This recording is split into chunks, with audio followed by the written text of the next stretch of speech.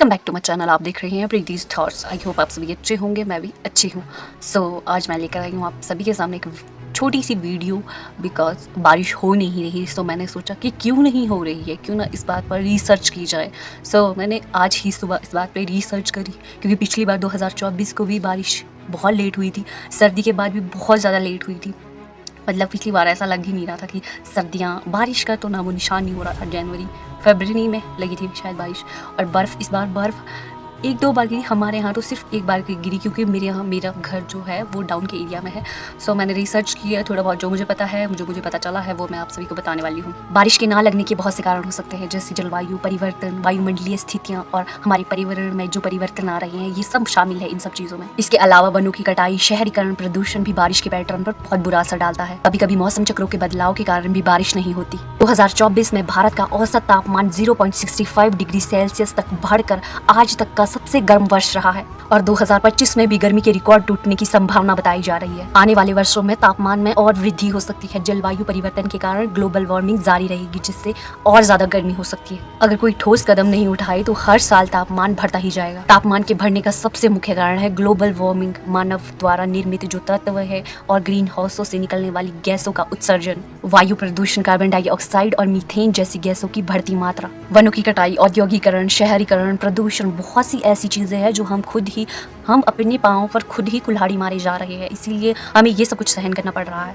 अगर तापमान ऐसे ही बढ़ता रहा तो हमें बहुत सारी हानियां होने वाली है, जैसे कि फसलें प्रभावित होगी और अधिक गर्मी से खेती पर बहुत बुरा असर पड़ेगा, जिससे खाद्य संकट भी हो सकता है। जल संकट, बढ़ते तापमान की वजह से जो जल स्रोत है वो सूख जाएंगे और पानी की कमी हो जाएगी। स्वास्थ्य समस्याएं, गर्मी से जुड़ी बीमारियां, और जैसे हीट स्ट्रोक जैसी बीमारियां, और भी बहुत सारी बीमारियां हो सकती है। पहाड़ों में ही इतनी गर्मी थी, बहुत ज़्यादा गर्मी थी हिमाचल में, हमारे इधर पहाड़ों में जहाँ बर्फ़ गिरती है, जहाँ बारिश हमेशा होती है, हर मौसम में कहीं कभी ना कभी बारिश हो ही जाती है। तो शहरों के कितने बुरे हाल हुए थे पिछली बार। अगर ऐसे ही तापमान बढ़ता रहा तो बहुत बुरे हाल होने वाले हैं। तापमान ऐसे ही बढ़ता रहा तो पारिस्थितिक संतुलन भी बिगड़ सकता है, जिससे जीव जंतुओं और पेड़ पौधों के आवास नष्ट हो सकते हैं। इससे प्राकृतिक आपदाएं भी हो सकती है, जैसे बाढ़, सूखा और तूफान जैसी आपदाएं आ सकती है। तापमान को रोकने के लिए कई सार्थक कदम उठाए जा सकते हैं, जैसे नवीनीकरण ऊर्जा का उपयोग, सौर, पवन और जल ऊर्जा जैसी मतलब नेचुरल नवीनीकरण स्रोतों को हम अपना सकते हैं। और वृक्षारोपण और वनों का संरक्षण, हम वृक्ष लगा सकते हैं ज़्यादा से ज़्यादा। जितना हम काट रहे हैं वृक्षों को, उससे कई ज़्यादा हम वृक्षों को लगा सकते हैं, वृक्षारोपण कर सकते हैं, ताकि हमारी जो ये बढ़ता तापमान है उसमें हम अपनी छोटी सी भागीदारी दे सकें। और ऊर्जा दक्षता, ऊर्जा की बचत करने वाली तकनीकों का और उपकरणों का उपयोग, जिससे ऊर्जा की बचत हो सकती है, वैसे उपकरणों का उपयोग करके हम इन सब चीज़ों को रोक सकते हैं। कार्बन उत्सर्जन कम करना, जैसे उद्योगों, वाहनों और अन्य स्रोतों से कार्बन उत्सर्जन को कम करना, इसको हम कैसे कम कर सकते हैं?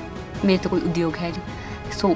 ये तो मैं उन सभी लोगों से कहूँगी जिनके उद्योगपति हैं जो, और वाहनों का, हम मेरे पास तो वैसे वाहन है नहीं। जो वाहन यूज़ करते हैं, मीन्स जो गाड़ी और भी जो वाहन जैसी चीज़ें होती है, तो उसका यूज़ आप थोड़ा कम कर दो। मतलब हमारे यहाँ ही सभी ने, मतलब आप अपने अपने घरों में सबकी गाड़ियाँ, मीन्स कोई चलने के लिए राज़ी नहीं है। क्या बोलूँ, चलो पूछो। जन जागृति, लोगों को जलवायु परिवर्तन के प्रभाव के बारे में जागरूक करना और उनकी भागीदारी सुनिश्चित करना।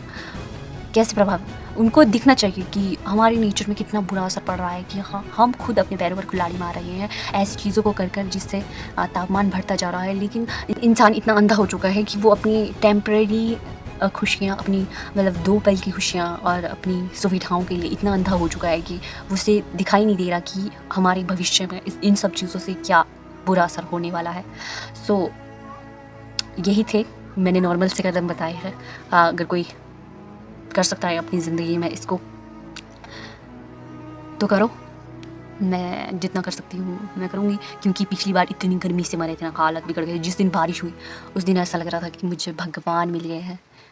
अगर मैं पहाड़ों में ही ऐसा लग रहा था तो शहरों वालों का क्या हाल हुआ होगा। Oh my God. Guys please अपना फ्यूचर सेव करो, और आप खुद जाके देख सकते हो कि हम इन सब चीज़ों से कैसे बच सकते हैं। तो बहुत ज़्यादा परेशान थी कि अभी भी बारिश नहीं हो रही है, इतना सूखा पड़ा है ना कि हालत बिगड़ गया है। कितना गंदा लगता है, मुझे ड्राइनेस बहुत ख़राब लगती है। मुझे बारिश और हरा भरा नेचर बहुत अच्छा लगता है, ऐसे सूखा पड़ा हुआ बिल्कुल भी अच्छा नहीं लगता। और पानी की कमी हो रही है, हर चीज़ की कमी हो रही है, नेचर हमें कुछ भी नहीं दे रहा है, क्योंकि हम नेचर को बहुत सी ऐसी चीज़ें दे रहे हैं, तो वो हमें कुछ अच्छा नहीं दे सकता। अगर हम किसी को अच्छा नहीं दे सकते तो वो भी हमें अच्छा नहीं देगा। सो मुझे इतना ही बताना था। So guys, see you, take care, bye, और अपना ख्याल रखिए और अच्छे काम कीजिए। अगर आपका एक कदम सही होगा ना, क्या पता बहुत सारे कदम सही हो जाए उसके बाद। सो अच्छी चीज़ें करो जिससे हमारा फ्यूचर सेव हो। See you, take care guys, bye, मिलते हैं दूसरी वीडियो में।